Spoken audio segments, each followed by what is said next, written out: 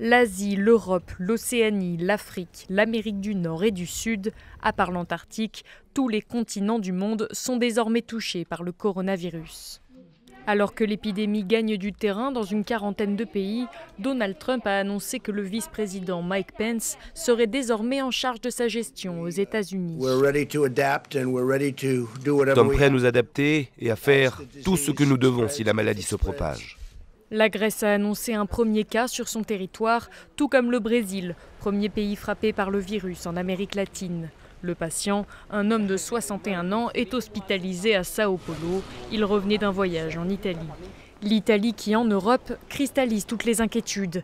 Principal foyer de contamination sur le continent, les cas se multiplient d'heure en heure. Plusieurs centaines de contaminés et plus d'une dizaine de morts. De quoi obliger les États européens à coordonner leurs réponses sanitaires. En Asie, la Corée du Sud est frappée de plein fouet par l'épidémie. Le président Moon Jae-in parle d'une situation très grave alors que plus de 1600 personnes sont contaminées.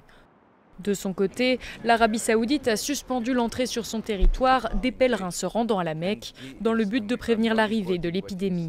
Ce jeudi, l'inquiétude est mondiale, car si Pékin a vu une stabilisation du nombre de cas sur son territoire, le chiffre des contaminés dans le monde a dépassé les 80 000.